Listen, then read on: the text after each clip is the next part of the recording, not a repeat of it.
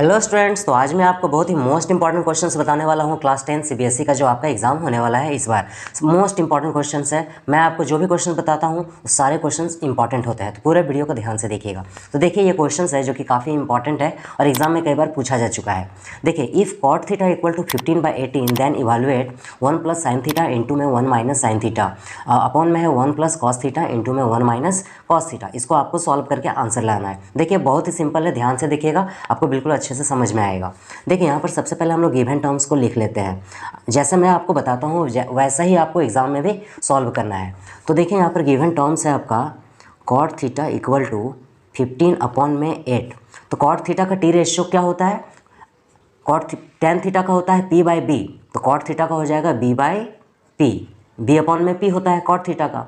तो यहाँ पर b में देखिए, b का वैल्यू 15 है। b का वैल्यू कितना है? 15 है। और p का यहाँ पर देखिए कितना है? 8 है। h का वैल्यू आपको निकालना पड़ेगा, क्योंकि b गिवन है, p भी गिवन है, h गिवन नहीं है। तो h को अगर हम निकालते हैं तो ये क्या होता है? p² प्लस में b², पढ़ा होगा आपने। तो p है ये, तो p का वैल्यू कितना है यहाँ? 8 है, तो 8 का होल स्क्वायर हो जाएगा, प्लस b जो है आपका 15 है, तो 15 का होल स्क्वायर हो गया। अब इसको हम आगे सॉल्व करते हैं। 8 का स्क्वायर 64 प्लस 15 का स्क्वायर 225, इसका रूट अंडर। अब जब हम इन दोनों को ऐड करते हैं ये, तो आता है आपका 289, और 289 का अगर हम रूट निकालते हैं तो 17 आता है। तो ये हो गया आपका h का वैल्यू। किसका वैल्यू हो गया आपका? h का। आपको इसका वैल्यू फाइंड आउट करना है, तो इसको हम लोग लिख लेते हैं। सबसे पहले किसका वैल्यू आपको फाइंड आउट करना है? लिखेंगे वी हैव ये 1 + sin थीटा इंटू में 1 - sin थीटा अपॉन में 1 + cos थीटा इंटू में 1 - cos थीटा। ये आपको फाइंड करना है। तो किस तरह से फाइंड करेंगे, ध्यान से देखिए, बहुत ही सिंपल है। आप एग्जाम में चुटकियों में बना सकते हो इसको। तो देखिए यहाँ पर ब्रैकेट लगा हुआ है, इसका मतलब इसको इसके साथ मल्टीप्लाई करना है, इंटू करना है। तो 1 को 1 के साथ इंटू करते हैं तो 1 होगा, प्लस माइनस होगा, sin theta sin square theta होगा, अपॉन में 1 को 1 के साथ मल्टीप्लाई करेंगे 1 होगा, प्लस माइनस होगा, cos theta cos square theta होगा। अब आपने आइडेंटिटी पढ़ रखा है कि 1 - sin square theta equal to cos square theta होता है, आइडेंटिटी पढ़ा होगा आपने। और 1 - cos square theta equal to sin square theta होता है। ओके, अब देखिए यहाँ पर क्या करना है आपको। cos स्क्वायर थीटा का जो फॉर्मूला होता है, cos थीटा का क्या होता है? b अपॉन में h। यहाँ स्क्वायर लगा हुआ है तो हम स्क्वायर लगा देते हैं। sin थीटा का टी रेशियो होता है p अपॉन में h, स्क्वायर लगा हुआ है, हम लोग स्क्वायर लगा लेते हैं। ये हो गया। अब सबका वैल्यू को हम लोग पुट करते हैं यहाँ। तो b है ये, तो देखिए यहाँ पर b का वैल्यू कितना गिवन है? 15 गिवन है। तो b के जगह में हम लोग क्या लिखेंगे? b के प्लेस पे 15 अपॉन में h का वैल्यू अभी हम निकालें 17 अपॉन में p का वैल्यू देखिए यहाँ 8 गिवन है, तो p के प्लेस पे हम लोग 8 लिख लेते हैं, अपॉन में h का अभी हम लोग 17 निकाले हैं। तो इसमें भी स्क्वायर लगा हुआ है और इसमें भी स्क्वायर लगा हुआ है। ये हो गया। अब क्या करेंगे देखिए यहाँ, अब आपको इसको सॉल्व करना है। तो 15 है यहाँ, तो 15 का स्क्वायर 225 होता है, तो हम लोग यहाँ लिख लेते हैं 225 अपॉन में 17, तो 17 का स्क्वायर 289 अपॉन में 8 का स्क्वायर 64 अपॉन में 17 का स्क्वायर 289। अब देखिए 1 2 3 4, कभी भी अगर 4 को बट्टे में फ्रैक्शन में होता है ना, तो उसको सॉल्व करने का बहुत सिंपल तरीका, ऊपर वाले को इसको सेम लिखना है आपको, 225 अपॉन में 289 इंटू, और इसको पलट देना है इधर 289 और ये 64 नीचे चला आएगा। ये दोनों कैंसिल आउट हो गया, आपका 225 बचा और इधर डिनोमिनेटर में 64 बचा। ये हो गया आपका आंसर। आई होप कि आपको अच्छे से समझ में आ गया होगा। तो कभी भी इस टाइप का क्वेश्चन आपको अगर पूछता है एग्जाम में, तो आप इसको इस तरह से बनाओगे। ओके, चलिए क्वेश्चन नंबर 2 को हम लोग देखते हैं। क्वेश्चन नंबर 2 है जो कि बहुत ही इंपॉर्टेंट है, आप इसको ध्यान से देखिएगा। बहुत इंपॉर्टेंट, इस तरह से एग्जाम में घुमा के पूछता है आपका एग्जाम में, बेसिक वालों के लिए और स्टैंडर्ड मैथ्स वालों के लिए, दोनों के लिए इंपॉर्टेंट क्वेश्चन है ये। देखिए कॉसेक थीटा इक्वल टू 2 दे रखा है and cot theta equal to √3a दे रखा है। आपको then the value of a, आपको a का वैल्यू फाइंड आउट करना है। नोट में आपका गिवन है कि theta is a acute angle. ठीक, तो थीटा इज एक्यूट एंगल का मतलब होता है कि टी रेशियो में जितने भी फॉर्मूले होते हैं, थीटा के लिए वो हमेशा पॉजिटिव होते हैं, वो हमेशा क्या होते हैं, पॉजिटिव होते हैं, याद रखिएगा। नेगेटिव अगर आता भी है तो आपको उसको इग्नोर करना है, जो पॉजिटिव में आएगा वही आंसर आपका होगा। देखिए किस तरह से बनेगा। आपका कॉसेक थीटा गिवन है, कॉट थीटा गिवन है, तो आपने एक आइडेंटिटी पढ़ रखा है, कॉसेक थीटा और कॉट थीटा के रिलेशन का एक आइडेंटिटी होता है।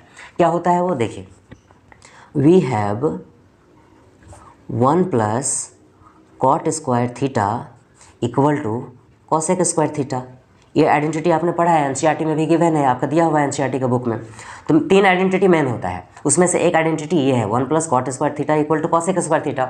ओके, अब देखिए यहाँ पर क्या करना है, इसको ये 1 के प्लेस पे 1 रहने देते हैं। ये कॉट थीटा है, तो कॉट थीटा का वैल्यू √3a है, √3a। यहाँ स्क्वायर लगा हुआ है, स्क्वायर लगाते हैं। कॉसेक थीटा है, कॉसेक स्क्वायर थीटा है ये, तो ये क्या है, कॉसेक थीटा।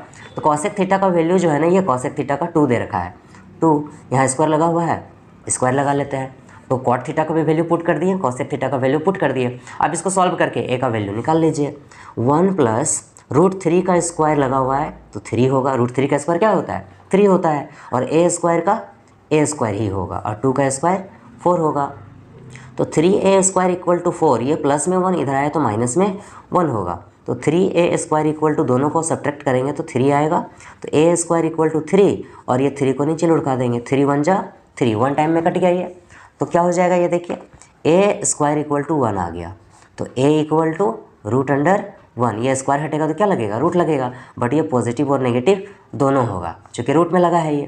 तो a इक्वल टू +1 भी आएगा और a इक्वल टू -1 भी आएगा, दोनों आएगा। लेकिन इसको आपको क्या करना है, इग्नोर कर देना है, ठीक। तो a का वैल्यू +1 आएगा, ये आपका आंसर होगा, ये आपका क्या हो जाएगा, करेक्ट। आपको क्या करना है, a को नेगेटिव नहीं लेना है। ऐसा क्यों करेंगे, क्योंकि एक्यूट एंगल में जितना भी टी रेशियो होता है वो हमेशा क्या होता है, पॉजिटिव होता है, याद रखिएगा इस बात को। चलिए नेक्स्ट क्वेश्चन को हम लोग देखते हैं, क्वेश्चन नंबर 3 को। देखिए काफ़ी इंपॉर्टेंट क्वेश्चन ये भी है, ये भी आपका एग्जाम में पूछा जा चुका है, PYQ में है।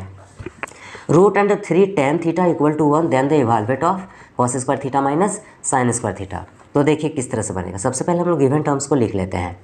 तो गिवन टर्म्स में आपका दिया हुआ है √3 tan थीटा इक्वल टू में 1, तो tan थीटा इक्वल टू क्या हो जाएगा, 1, और ये √3 नीचे चला आएगा।